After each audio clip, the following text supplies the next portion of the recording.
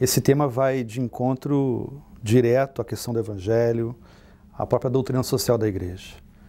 Há alguns mitos construídos e eu tenho absoluta convicção que as informações não estão chegando à população.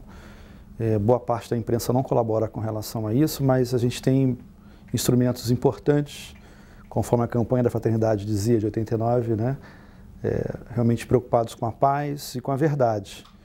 Nós temos hoje, no debate da redução da maioridade penal, alguns elementos que são distorcidos. Primeiro, dizer que o jovem não é punido. Não é verdade. É punido. O Estatuto da Criança, do Adolescente, o ECA, prevê 6 tipos de penas para os jovens de 16 a 17, 16 a 18 anos incompletos e que falam, inclusive, sobre cerceamento de liberdade, né?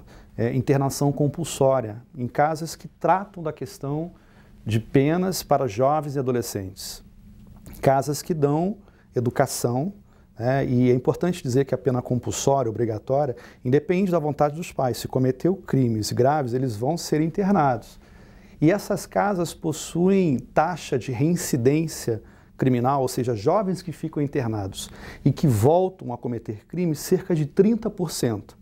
Então a gente pode olhar e dizer que 70% desses jovens que vão para o DEGASE se recuperam, não voltam a cometer crimes. Temos casos, inclusive, de algumas personalidades que recentemente deram esses depoimentos, que passaram por essas casas e não voltaram a cometer crimes. Se você reduz a maioridade penal, você vai colocar essa juventude nas escolas do crime, que são as casas de detenção e são as penitenciárias, né, os presídios, que possuem a taxa de reincidência contrária.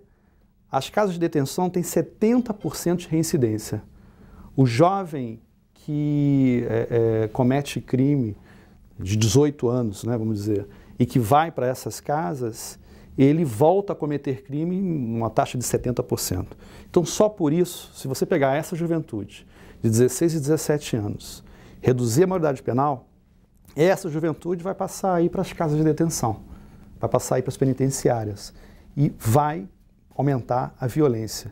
Isso significa que nós teremos a sociedade como sendo vítima desse processo. E esse talvez seja o grande elemento que não chega à população, que acaba se movimentando por uma falácia de que o jovem não é punido, o jovem de 16, 17 anos que comete crime grave, ele tem que ser punido. Ele é punido, inclusive com mais eficácia do que aqueles que têm mais de 18 anos e vão para as universidades do crime. Esse ponto é muito importante ser colocado e vai ao encontro do Evangelho, né?